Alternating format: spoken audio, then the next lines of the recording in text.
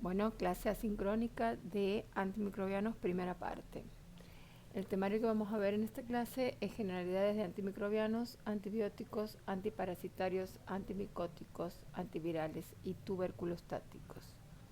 Por supuesto que vamos a empezar con generalidades, debido a que tenemos que entender que un antimicrobiano no solamente se refiere a los antibióticos que están destinados para las bacterias, sino que son los antibacterianos, antiparasitarios, antifúngicos o antimicóticos y los antivirales. Tenemos que reconocer que un antimicrobiano es toda molécula natural producida por un organismo vivo, hongo o bacteria, o producida sintéticamente o semisintéticamente a nivel de laboratorio, capaz de inducir la muerte o la detención del crecimiento de las bacterias, virus, parásitos u hongos. ¿Qué es importante aquí? Que tenemos que saber que el antimicrobiano en sí induce la muerte y la detención del crecimiento. No mata, no tiene una propiedad estricta, sino que promueve, induce la muerte y la detención del crecimiento. Entonces, ¿qué tiene que tener? Tiene que tener un espectro de acción, o sea, tiene que ir en contra de determinados grupos de microbios. Tiene que tener una potencia biológica elevada. Esto quiere decir que una mínima concentración de esta molécula natural, semisintética o sintética, debe inducir la muerte o la detención del crecimiento con una mínima concentración. Hay un parámetro que se llama concentración inhibitoria mínima, que es la CIM, que cuanto más baja, más potente es el antibiótico, porque debemos utilizar la menor cantidad posible. Y tiene que tener una toxicidad selectiva. Esto aquí quiere decir que no tiene que ser tóxico para el hospedador que tiene dicha infección. Bueno, los objetivos del tratamiento, aquí hay que diferenciar básicamente en los objetivos farmacológicos, que nosotros, el fármaco va a utilizar vías metabólicas, enzimas, productos genéticos, etcétera, que lo ideal sería que utilice todos estos objetivos que pertenezcan solamente a la célula bacteriana. Entonces nosotros tenemos que diferenciar que la célula humana tiene todas sus estructuras, sus vías metabólicas, sus enzimas y sus productos génicos que se diferencian de la célula bacteriana. Entonces a atacar, ir a modificar, a inducir la muerte o la detención del crecimiento, pero de la célula bacteriana, que no es lo mismo. Gracias a Dios tenemos la diferencia en cuanto a las estructuras. Las bases farmacocinéticas es que todos los antimicrobianos deben penetrar a los compartimentos anatómicos a donde se encuentra la infección. Entonces necesita mucha liposolubilidad, tiene que tener poca carga eléctrica para poder difundir y un tamaño adecuado molecular para poder llegar hasta el sitio de acción. Otra cosa que tenemos que tener en cuenta es que las barreras biológicas son difíciles de atravesar, y hay una en especial que es la barrera hematoencefálica, que tiene los capilares muy unidos, tiene muy escasa permeabilidad y tiene todas las células gliales que impiden que los antimicrobianos pasen con facilidad. Ahora, cuando esta barrera hematoencefálica está inflamada, aumenta esa permeabilidad y ahí sí podemos utilizar ciertos antimicrobianos para poder controlar las infecciones en el sistema nervioso central y periférico. Bueno, si los tenemos que dividir, podemos dividirlos de origen naturales, semisintéticos y sintéticos. Hemos dicho que los naturales pueden venir de bacterias como las polimixinas, de actinomicetos como el cloranfenicol o de hongos como la penicilina. Los semisintéticos también van a venir de algo natural, pero se van a mejorar a nivel de laboratorio, como las cefalosporinas, las aminopenicilinas como la amoxicilina y la ampicilina. En cambio, los sintéticos son puramente de laboratorio, como los nitrofuranos, las sulfamidas, la terminafina y el aciclovir, que es un antiviral. Los tipos de tratamiento, bueno, aquí hablamos de un tratamiento en donde se divide básicamente cuando hay ausencia de infección y cuando hay infección. Cuando hay infección, cuando el paciente no tiene síntomas o cuando ya tiene síntomas, y un tratamiento definitivo, que es cuando nosotros tenemos aislamiento del patógeno. Vamos a ver por partes. Cuando nosotros tenemos ausencia de infección, pero el tratamiento lo tenemos que usar como profilaxis, esto es muy importante que ustedes lo tengan en cuenta porque hay pacientes en los que nosotros debemos hacer, como los inmunodeprimidos, los pacientes de riesgo, si nosotros vamos a intervenirlos por alguna, lo vamos a hacer exponer a un germen, tenemos que hacer profilaxis. Por ejemplo, si yo tengo un paciente que tiene una válvula cardíaca, que yo sé que si extraigo una muela puedo provocar una bacteriemia, yo tengo que hacer profilaxis aún sin infección, aunque esa muela no esté infectada, la tengo que sacar o un procedimiento sencillo, tengo que hacer profilaxis para que el paciente no, ante la exposición no desarrolle una infección que pueda ser en detrimento de su salud.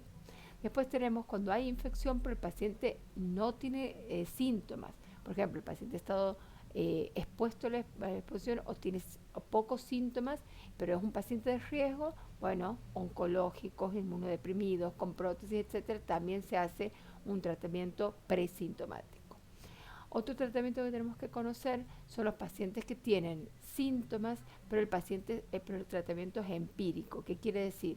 Generalmente los pacientes ambulatorios, cuando vienen con diarreas, con faringitis, otitis, infecciones respiratorias, urinarios, uno lo que hace es sospechar el germen que trae según el lugar a donde asienta la infección, que son comunes, y hacer un tratamiento, digamos, a ciegas, cubriendo con un antibiótico el espectro que se da en pacientes, en la mayoría de los pacientes. Ahora, si nosotros tenemos alguna duda con respecto a ese paciente que trae una infección que nosotros debemos tratar, lo que se puede es tomar muestras de un hisopado, un cultivo de orina, de un hemocultivo, etcétera, e ir haciendo un tratamiento empírico con un antibiótico de amplio espectro hasta tener el antibiograma definitivo, que es el antibiograma que es el cultivo que nos dice qué germen es exactamente con el aislamiento del patógeno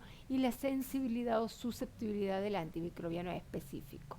Entonces ahí hablamos de un tratamiento definitivo aislando el patógeno. Después lo que tenemos es la persistencia cuando hay un paciente, por ejemplo, trasplantado o con HIV que tiene un defecto inmunológico que produce la infección, nosotros tenemos que dar un tratamiento depresor que hasta la resolución del problema, que a veces se hace, es un tratamiento prolongado. Lo que sí quiero aclarar que no toda fiebre es, no las fiebres no son siempre sinónimo de infección. Hay fiebres no bacterianas, no infectológicas, no microbiológicas que se pueden asociar a tumores o a medicamentos que no son infecciosas. Por lo tanto, la fiebre no es sinónimo de infección. Bueno, para poder, antes de estudiar un antimicrobiano, nosotros tenemos que ver qué quiere decir qué es la resistencia. Se denomina resistencia clínica de un microorganismo, un agente antimicrobiano, a la incapacidad de este último de curar una infección por este organismo. ¿Qué quiere decir? La resistencia de un microbio ante un antimicrobiano es esa capacidad que adquiere el microbio de resistir a la acción del antimicrobiano. ¿Cómo puede ser? Puede ser natural, por mutaciones o por adquisición de elementos génicos, ¿sí? Por cualquiera de esos orígenes puede adquirir la resistencia. Y si nosotros vamos a los mecanismos de resistencia, vamos a tener como un mecanismo la alteración de las proteínas de los receptores sobre las cuales actúa un fármaco. Ya vamos a ver cuando veamos los antimicrobianos que se unen a proteínas. En cambio, el germen, el microbio, puede alterar esas proteínas para que el fármaco no pueda unirse, por lo tanto no puede ingresar y ni hacer su efecto que induzca a su destrucción o a su detención del crecimiento. Otra forma de mecanismo de resistencia es la mayor expulsión del antimicrobiano. O sea, el antimicrobiano entra a la célula, pero la célula lo expulsa a través de transportadores. Otro mecanismo de resistencia es la disminución en la penetración del antibiótico en el interior del patógeno. O sea, no puede entrar a través de las proteínas. Si entra, puede salir, y hay antimicrobianos que entran por difusión, por su liposolubilidad, no necesitan receptores, pero el microorganismo se ocupa de que no haya esto. Después, otro mecanismo es la liberación de enzimas que inactiven al antimicrobiano. Otro es la creación de otras vías distintas inhibidoras del antibiótico, y la alteración de las proteínas microbianas que transforman, porque hay fármacos que entran como profármacos y necesitan ciertos mecanismos para convertirse en fármaco y producir el efecto. Bueno, aquí también se desarrollan resistencias de los microorganismos para evitar esa situación. Bueno, entramos en antibióticos. El temario de hoy, de esta clase, involucra aquellos antimicrobianos que inhiben la síntesis de la pared bacteriana, los antibióticos que alteran la pared membrana celular de los antimicrobianos, los inhibidores de la síntesis de proteínas, dentro de los cuales están todos estos grupos de fármacos. Bueno, si necesitamos hacer una clasificación según el mecanismo de acción, hemos dicho, hay antimicrobianos que inhiben la síntesis de la pared, otros que inhiben la síntesis de la membrana, otros que inhiben la síntesis de proteína y otros que inhiben la síntesis de ácidos nucleicos. Estos son todos los organismos dentro de los cuales, por ejemplo, los beta-lactámicos se unen a las proteínas de unión de penicilinas, inhiben la transpeptidación, ya vamos a ver de la síntesis del peptidoglicano, pero también hay una inhibición del inhibidor de las autolisinas en la célula. Tenemos los glucopéptidos que inhiben la síntesis del peptidoglicano, como estos, pero en otro paso. Y después tenemos todos estos otros que vamos a ir viéndolos uno a uno cuando vayamos avanzando en la clase. Hay otra clasificación de los antibióticos que podemos decir que son bacteriostáticos y bactericidas. Lo que es la diferencia es que los bactericidas inducen la muerte de las bacterias, en cambio los bacteriostáticos inhiben el crecimiento o la reproducción de las mismas. Dentro de los bactericidas tenemos los beta-lactámicos, los glucopéptidos, los aminoglucósidos y las quinolonas, y dentro de los bacteriostáticos tenemos las tetraciclinas, los macrólidos, el cloranfenicol y las sulfamidas. Según el espectro tenemos un espectro reducido, un espectro amplio y un espectro ampliado. ¿A qué nos referimos? Reducido es aquel antibiótico que solo es capaz de influir sobre un poco de tipos de bacterias, por ejemplo la penicilina. Esto es debido a que antes era de un espectro más ampliado, pero con las resistencias que ha adquirido la penicilina a lo largo del tiempo se ha vuelto un espectro reducido. El espectro amplio es cuando un antibiótico es capaz de influir sobre muchos tipos de bacterias, como por ejemplo las tetraciclinas, pero generalmente estas de amplio espectro son bacteriostáticos y no bactericidas. Y aquí está el espectro ampliado, que es generalmente son los semisintéticos o los sintéticos que han sido preparados para que aumente el espectro respecto a los otros antibióticos de su propio grupo. Vamos a ver los inhibidores de la síntesis de la pared.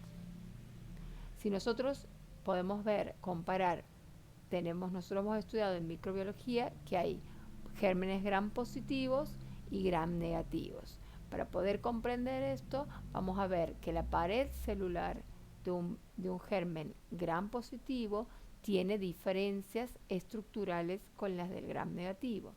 Las del gram positivo tienen una membrana exactamente igual que las del gram negativo, pero que de esta membrana salen ciertas sustancias que hacen una transpeptidación y realizan y sufren unos entrecruzamientos, formando una pared gruesa que se llaman capas de péptidoglucano. Se llama péptidoglucano porque es un entrecruzamiento de péptidos y de azúcares de los glucanos que protegen a la membrana de la bacteria, le dan tensión superficial, le dan carga, etcétera, y hace que se difunda por las membranas biológicas sin destrucción. Esta pared también se llama muraína, viene del murus, que quiere decir muro, pared en latín, y esto es lo que se tiñe de violeta cuando se hace la tinción de Gram, por eso se llama Gram positivo. En cambio, las moléculas Gram negativas, las bacterias Gram negativas, tienen una membrana muy fina de peptidoglicano, por eso cuando uno las tiñe, se tiñe de un rosado muy clarito, porque esto es muy escaso y tiene una membrana externa protectora en donde hay poros por donde entran los antimicrobianos, pero que no afectan a su integridad porque esto no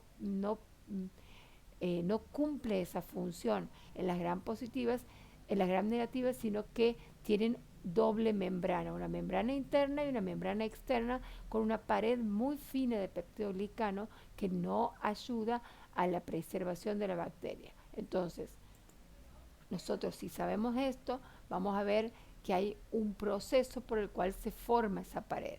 Básicamente, del citosol hay todos estos componentes que se juntan en la membrana y además a través de un transportador pasan al exterior de la célula para formar entrecruzamientos de todos estos y formar la capa del peptidoglicano. Entonces nosotros vamos a ver que los antibióticos, básicamente esta es la transpeptidación, la síntesis. Nosotros tenemos una síntesis en el citosol con moléculas que sufren incorporación de aminoácidos y a través de una fosforilación de un transportador, todo esto sale al exterior por afuera de la membrana de la bacteria y hace la transglucidación, porque nosotros hemos dicho que teníamos un péptido glicano, gluco o glico quiere decir azúcar, y esa transglucidación se junta con la transpeptidación, porque son péptidos y glucanos que se juntan y hacen la pared del péptido glicano. Entonces, si nosotros tenemos que nombrar a los antibióticos que forman parte de este proceso, que interfieren en este proceso, vamos a tener que la fosfomicina impide esta formación del NAM, digamos, de la síntesis del NAM, la cicloserina de la incorporación de aminoácidos, la bacitracina actúa a nivel del transportador de membrana de la bacteria, en cambio la vancomicina, los glucopéptidos, intervienen en la transglucidación y los beta-lactámicos en la transpeptidación del proceso de síntesis de membrana. Los beta-lactámicos hemos dicho que tienen un anillo beta-lactámico con tipo penicilina, tipo cefalosporina, tipo carbapenemes o tipo ácidos tipo clavulinato o monobactames. Esos son los diferentes tipos de anillos y que conforman los diferentes tipos de antimicrobianos según su molécula farmacológica. ¿Cuál es el mecanismo de acción? Hemos dicho que el mecanismo de acción de los beta-lactámicos es inhibiendo la síntesis de peptidoglicano, haciendo hincapié en la transpeptidación y acoplamiento de todos estos glicanos y el entrecruzamiento para la formación de síntesis. Por lo tanto, si la bacteria no tiene esa pared que la protege, se disrumpe la homeostasis, sobre todo de compresiones hidrostáticas aumentadas adentro de la bacteria y la bacteria se lisa. Bueno, la penicilina y su descubrimiento, vamos a ver qué tipo de beta-lactámicos tenemos.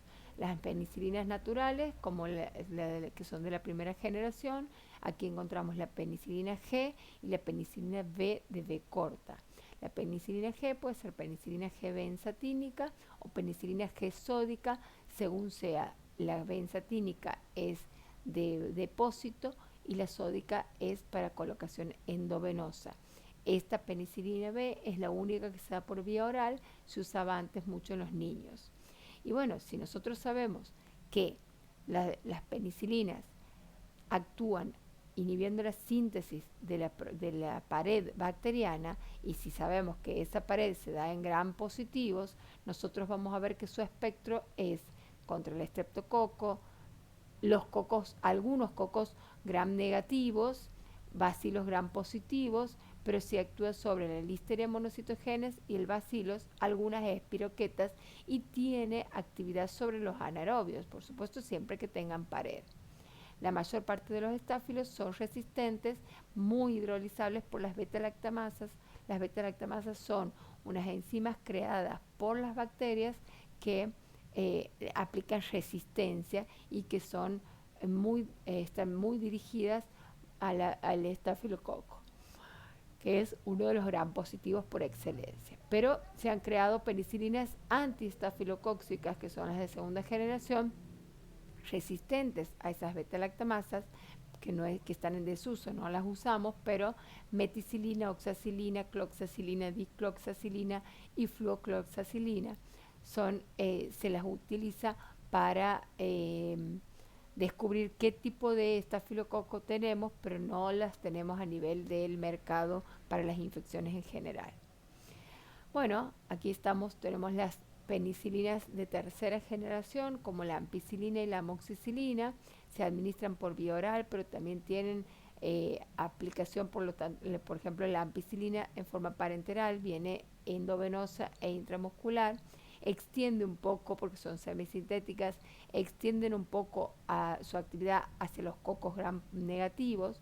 Son inactivas para los estáfilos porque son sensibles a las penicilasas, y están indicadas, por supuesto, en infecciones respiratorias, donde el estreptococo piógenes es el mayor productor y el neumonía son los mayores productores de los mayores patógenos de las infecciones respiratorias, pero también las podemos dar en el tracto urinario porque atentan contra la enterobacteria y la E. coli, y en la meningitis siempre que haya inflamación de las meninges, si no, no pasan estas aminopenicilinas. Igualmente, las cefalosporinas de tercera generación, vamos a ver, son las más indicadas en las meningitis. Y las infecciones por salmonella, en las formas graves, antes se utilizaban mucho la ampicilina, pero ahora con las fluoroquinolonas y la ceftriaxona son de primera elección para este tipo de infecciones. Bueno, tenemos un cuarto grupo de las penicilinas, que son las antiseudomónicas. Las antiseudomónicas son las carboxipenicilinas, son de cuarta generación. También agregan el espectro del Enterobacter, el Proteus y la Pseudomonas aeruginosa. Entre ellas tenemos la carbenicilina y la ticarcilina. Y las de quinta generación, que de estas de quinta generación la única que se utiliza es la piperacilina, pero en el grupo encontramos la aslocilina y la meslocilina, que son también propias del grupo. Se dan en infecciones graves y generalmente para gérmenes positivos, por supuesto, pero gram negativos porque amplían su espectro. Todas son muy eficaces para las enterobacterias y otros gram negativos como la Pseudomonas, Acinetobacter y la Pasteureia. Las resistencias que se adquieren para los beta-lactámicos se hacen haciendo hincapié en las proteínas fijadoras de penicilina, que eran esas proteínas por donde entraban las penicilinas. Adquieren nuevas proteínas que la bacteria fabrica nuevos receptores a los que no son muy sensibles. Esperen un minuto.